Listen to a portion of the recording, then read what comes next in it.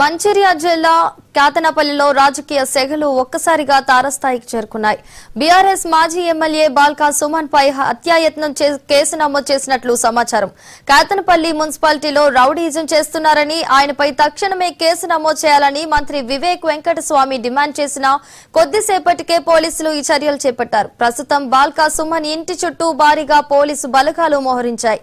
ఆయనను ఏ క్షణంలోనైనా అదుపులోకి తీసుకునే అవకాశం ఉండడంతో బీఆర్ఎస్ కార్యకర్తలు పెద్ద ఎత్తున అక్కడికి చేరుకుంటున్నారు. పోలీసుల రాకతో ఇరు వర్గాల మధ్య తోపులాట జరగడంతో కాతనపల్లిలో తీవ్ర ఉద్రిక్తత నెలకొంది.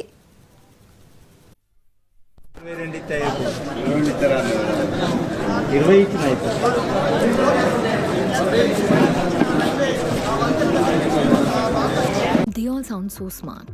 What if I suggest something and everyone realizes I've just been nodding along this whole time like a dashboard bobblehead? Hold up. I look like someone who has opinions worth hearing. Time to prove it. Actually, I have a thought. Did my internal monologue just become the company's strategy? I'm not mid, just in the middle of my story. Azort, your safe space.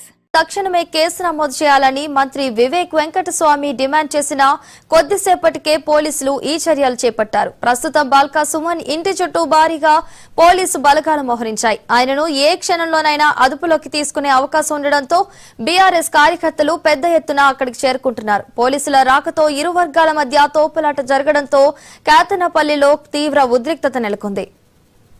ఇదే అంశానికి సంబంధించి మరింత సమాచారాన్ని మా ప్రతినిధి శ్రీనివాస్ అందిస్తారు. శ్రీనివాస్, చెప్పండి. ముఖ్యంగా ఉదయం నుంచి కూడా మంచిర్యాల జిల్లా కాతనపల్లిలో మాత్రం ఉద్రిక్తత కొనసాగుతుంది. ఇప్పటికి కూడా ఉద్రిక్తత కొనసాగుతుంది. ముఖ్యంగా కాతనపల్లి మున్సిపాలిటీ సంబంధించినటువంటి చైర్మన్, వైస్ చైర్మన్ ఎన్నికలకు సంబంధించి నిన్న కూరలేక వాయిదా పడడంతో ఈ రోజు ఎన్నిక నిర్వహించాల్సినటువంటి సమయంలో ఎన్నికకు ముందే ప్రధానంగా ఈడ కాంగ్రెస్ బీఆర్ఎస్ వర్గాలకు సంబంధించినటువంటి కార్యకర్తలు ఊరిపోయినవారు ఇరు వర్గాలు రాళ్లు రూపుకున్నటువంటి పరిస్థితి ఏర్పడింది. ఆ తర్వాత వార్డు సభ్యులు ఎవరైతే ఉన్నారో కాతనపల్లి మున్సిపాలిటీలోకి వెళ్ళిన తర్వాత కూడా లోపల కూడా వార్డు సభ్యుల మధ్య వాగ్వాదం చోటు చేసుకోవడంతో ఎన్నిక వాయిదా పడింది. అయితే ఈ రోజు ఉదయం నుంచి కూడా ముఖ్యంగా మనం చూడొచ్చు, ఇటు బీఆర్ఎస్ కాంగ్రెస్ వర్గాల మధ్య రాళ్ల దాడి కొనసాగింది. ఆ రాళ్ల దాడిలో ముఖ్యంగా ఇద్దరు గాయపడడం జరిగింది. ఒక పోలీస్ కానిస్టేబుల్ కూడా గాయాలు కావడం జరిగింది. ఈ ముగ్గురు పరిస్థితి కూడా విషమంగా ఉండటంతో వీళ్ళనైతే హైదరాబాద్లోనే హాస్పిటల్కి తరలించి చికిత్స అందిస్తున్నటువంటి పరిస్థితి కనిపిస్తుంది. అయితే ఈ ముఖ్యంగా రాళ్ల దాడికి సంబంధించి బాల్కా సుమన్ నేతృత్వంలో 5గురు రాళ్ల దాడికి ముందు పూనుకున్నారని ఆరోపిస్తూ ముఖ్యంగా 5 పైన మాత్రం కేసు నమోదైనట్టుగా తెలుస్తుంది. ముఖ్యంగా వివేక్ కూడా ఇందాక చెన్నూరు క్యాంప్ ఆఫీసులో ప్రెస్ మీట్ పెట్టి కూడా ఆరోపించడం జరిగింది. వివేక్ బాల్కా సుమనే దాడికి పురమాయించాడు. ముఖ్యంగా అతను దాడి చేస్తున్నటువంటి విజువల్స్ మా దగ్గర ఉన్నాయి కాబట్టి అతని పైన వెంటనే కేసు నమోదు చేయాలని చెప్పేసి కూడా మంత్రి వివేక్ డిమాండ్ చేసినటువంటి నేపథ్యం ఉంది. ఈ నేపథ్యంలో మాజీ ఎమ్మెల్యే బాల్కా సుమన్తో పాటుగా మరో 2 కార్పొరేటర్లు, మరో 3 పైన, అంటే 5 పైన కూడా హత్యాయత్నం కేసు నమోదైనట్టుగా మనకు సమాచారం అందుతుంది. ఈ నేపథ్యంలో ఈ వార్త తెలియగానే మంచిర్యాల జిల్లా కాతనపల్లిలోని బాల్కా సుమన్ నివాసం మధ్య పెద్ద ఎత్తున కార్యకర్తలు అయితే భారీగా చేరుకుంటున్నారు. అంతేకాకుండా పోలీసులు కూడా పెద్ద ఎత్తున బాల్కా సుమన్ ఇంటి పరిసర ప్రాంతాల్లో కూడా మట్టిలో పెద్ద సంఖ్యలో వచ్చినటువంటి పరిస్థితి కనిపిస్తుంది. అంతేకాకుండా కాతనపల్లి ప్రధాన రహదారి పైన కూడా భారీగా పోలీసు వాహనాలను కూడా ఉంచడం జరిగింది. ఈ నేపథ్యంలో బాల్కా సుమన్ ఏ క్షణంలోనైనా కానీ అరెస్ట్ చేసే అవకాశం ఉంది అని చెప్పేసి వార్తలు వస్తున్న నేపథ్యంలో పెద్ద ఎత్తున అయితే కాంగ్రెస్ బీఆర్ఎస్ కార్యకర్తలు అయితే బాల్కా సుమన్ ఇంటి వద్దకు చేరుకుంటున్నారు. మరోపక్క క్యాంప్ ఈ రోజు ఎన్నిక మళ్ళీ వాయిదా పడడంతో కూడా బాల్కా సుమన్ ఇక్కడ ఉన్నటువంటి బీఆర్ఎస్ సంబంధించినటువంటి 10 మంది కార్పొరేటర్, 10 మంది వార్డు సభ్యులను, అదేవిధంగా 4 సిపిఐకి సంబంధించినటువంటి 4 కౌన్సిలర్లను వెంటనే 14 మందిని కూడా క్యాంపుకు వెంటనే తరలించడం జరిగింది. క్యాంపుకు వెళ్తున్నటువంటి విజువల్స్ మనం చూడొచ్చు. క్యాంపు కూడా వాళ్ళు వెళ్తున్నారు. అదేవిధంగా ఈ బాల్కా సుమన్ ఇంటి వద్ద కూడా భారీ అయితే పోలీసులు అంటే బీఆర్ఎస్ కార్యకర్తలు చేరుకుంటున్నారు. అంటే బాల్కా సుమన్ కేసు నమోదైనటువంటి నేపథ్యంలో ఏ క్షేమంలో పోలీసులు అతను అదుపులో తీసుకునే అవకాశం ఉంది అని చెప్పేసి సమాచారం వస్తున్న నేపథ్యంలో ఇటు చెన్నూరు కాన్స్టిట్యూన్సీ సంబంధించిన కార్యకర్తలు అయితే సుమన్ ఇంటి వద్దకు చేరుకుంటున్నారు. మరి చూడాలి పోలీసులు సుమన్ ఇప్పుడు అరెస్ట్ చేస్తారా, లేదా రేపు ఉదయం అరెస్ట్ చేస్తారా, లేదు మరి సుమన్ను రేపు. అదేవిధంగా ఇక్కడ కాతనపల్లిలో బంద్ పిలిపివ్వడం జరిగింది.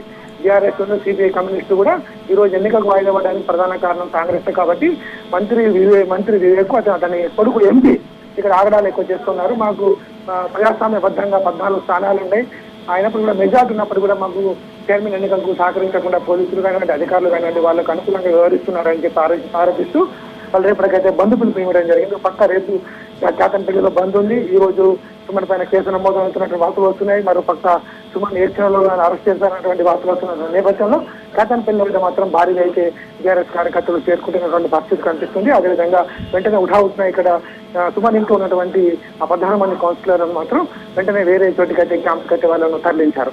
ఇది చూడాలి మరి ఇప్పుడు ఏం జరుగుతుంది. మరి పోలీసులు సుమన్ ఈ రోజు అరెస్ట్ చేస్తారా, రేపు అరెస్ట్ చేస్తారా అని చూడాల్సి ఉంది. ముఖ్యంగా ఇక్కడైతే కేతనపల్లిలో మాత్రం ఇంకా ఉద్రిక్తత ఉదయం నుంచి కూడా ఉద్రిక్తత కొనసాగుతుంది. శ్రీవల్లి. Thank you Srinivas.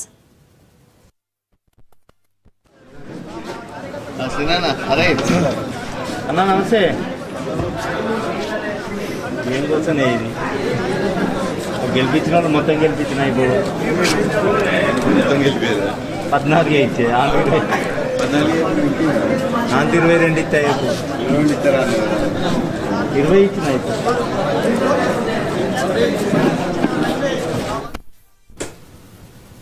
మంచిర్యాల జిల్లా కేతనపల్లిలో రాజకీయ సెగలు ఒక్కసారిగా తారస్థాయికి చేరుకున్నాయి. బీఆర్ఎస్ మాజీ ఎమ్మెల్యే బాల్కా సుమన్ పై హత్యాయత్నం కేసు నమోదు చేసినట్లు సమాచారం. కేతనపల్లి మున్సిపాలిటీలో రౌడీయిజం చేస్తున్నారని, ఆయనపై తక్షణమే కేసు నమోదు చేయాలని మంత్రి వివేక్ వెంకటస్వామి డిమాండ్ చేసిన కొద్దిసేపటికే పోలీసులు ఈ చర్యలు చేపట్టారు.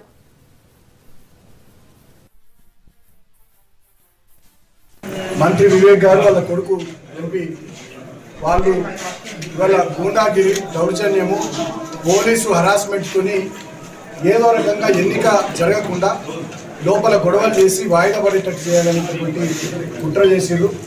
ఆ కుట్రలో భాగంగా ఇవాళ పూర్తి స్థాయి కోరం ఉన్నప్పటికీ కూడా 14 మంది సభ్యులు ఉన్నప్పటికీ కూడా ఎన్నిక జరగనీయకుండా వాయిదా వేయడానికి అధికారులను, జిల్లా కలెక్టర్ను, స్పెషల్ ఆఫీసర్గా ఉన్నటువంటి ఎంఆర్ఓను వాళ్ళందరినీ మాట్లాడి వాయిదా వేచి ఇవాళ ప్రజాస్వామ్యాన్ని పట్టపగలే మంత్రి వివేక్ కేతనపల్లిలో హత్య చేసిండు.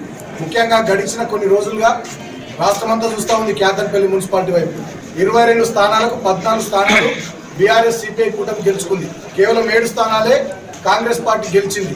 మరి ఇదేంది, ఒక మున్సిపల్ కౌన్సిల్ కోసం ఈ రకంగా గింత దిగజారుడు చర్యలేంది, గింత నీతిమాలిన చర్యలేదు మాకు అర్థం కాదు. ఆ ఎంఆర్ఓ అనేటువంటి ఒక స్పెషల్ ఆఫీసర్ గా ఉండి ఇంత జరుగుతుంటే చోద్యం చూస్తాడా? ఈ కలెక్టర్ అనేటువంటి దుర్మార్గుడు కాంగ్రెస్ పార్టీ కార్యకర్త కంటిన్యూగా పనిచేస్తున్నాడు మంచిర్యాలలో. ఈ పోలీసు వాళ్ళందరూ డీసీపీ నుంచి మొదలుకొని ఎస్ఐల దాకా సిఐలు, ఏసీపీలు కాంగ్రెస్ పార్టీ కార్యకర్తలు అయిపోయారు. ఈ జిల్లాలో అడ్మినిస్ట్రేషన్ లేదు, జిల్లాలో ఒక్క వ్యవస్థ సక్రమంగా పనిచేస్తలేదు. నేను ఆవేదనతో బాధతో